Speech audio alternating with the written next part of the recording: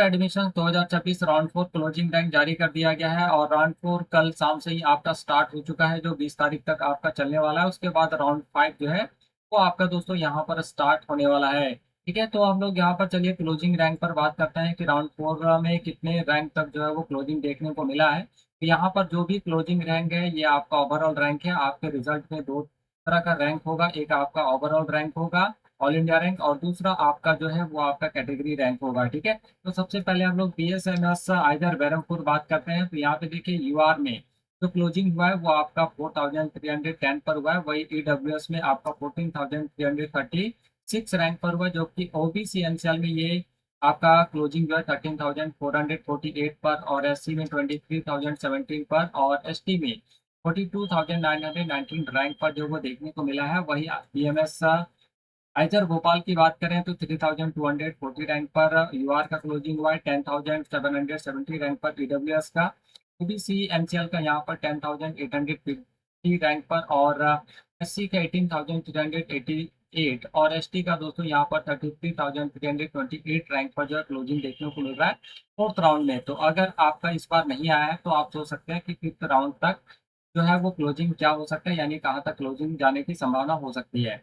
BMS को आइजर कोलकाता की बात करते हैं, 2184 पर यूआर में क्लोजिंग हुआ है। ईडब्ल्यूएस में 8994 पर, ओबीसी एनसीएल में 7683, यही अगर हम लोग एससी की बात करें तो 14721 पर, और एसटी में आपका 32785 रैंक पर जो यहाँ पर क्लोजिंग देखने को मिल रहा है। ठीक है, उसी तरह आइजर पुणे की अगर देखें तो आइजर पुणे में जो है वो आपका एडमिशन क्लोज हो चुका है, क्योंकि यहाँ पे जितने सीटें हैं वो सारी जो है वो फिल हो चुका है। तो आई आप आपको बीएमएस आइजर पुणे में एडमिशन देखने को नहीं मिलेगा।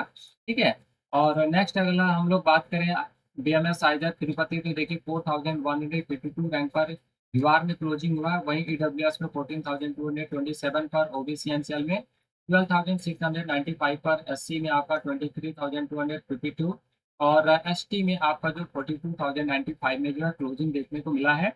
BTech electrical engineering computer science IISER की बात करें तो यूआर में आपका जो है आइजर भोपाल में 2805 रैंक पर यूआर में क्लोजिंग हो रहा है। ईडब्ल्यूएस में 6187 पर, ओबीसी एनसीएल यहाँ पे आपका सीट फुल हो चुका है। एससी में जो है आपका 20974, और एसटी में 43378 पर क्लोजिंग हो रहा है। जबकि आइजर भोपाल में ही बीटेक का डाटा साइंस एंड इंजीनियरिंग के अंदर यूआर में 3105 रैंक पर क्लोजिंग हो रहा है। ओबीसी एनसीएल में 8581 पर, और एससी में 20213 रैंक पर जो क्लोजिंग देखने को मिल रहा है राउंड 4 में। ठीक है, वहीं अगर हम लोग बीएस आइजर भोपाल की बात करते हैं, यूआर में 4664 रैंक पर यूआर में क्लोजिंग हुआ है।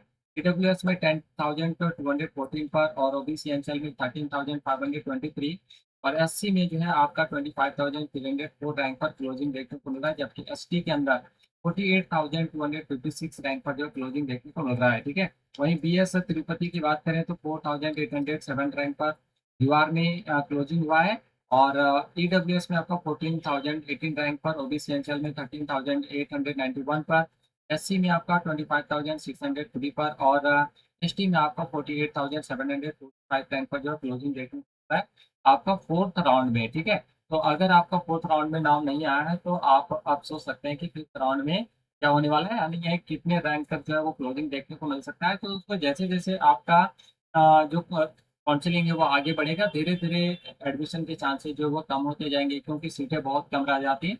तो आप देख सकते हैं यहाँ पे पहले बहुत सारी सीटें देखने को मिल जाता था, मतलब सारा चीज़ ये सब जो है पूरा भरा हुआ रहता था, लेकिन धीरे-धीरे कम हो रहा है। आपका आइज़र पुणे का जो ऑप्शन है वो भी अब यहाँ पर खत्म हो चुका है। तो ऐसे ही वन बाय वन जैसे-जैसे राउंड 5, 6, 7 की तरफ हम लोग बढ़ेंगे तो धीरे-धीरे आपका एडमिशन जो है कम होता चला जाएगा, क्योंकि नंबर ऑफ सीटें जो है वो कम रह जाती हैं। ठीक है?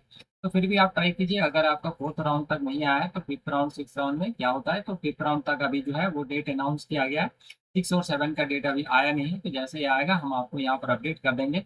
मिलते हैं नेक्स्ट वीडियो में इसी तरह के इन्फॉर्मेटिव वीडियोज़ के साथ, तब तक के लिए आप सभी को थैंक यू। Bye bye.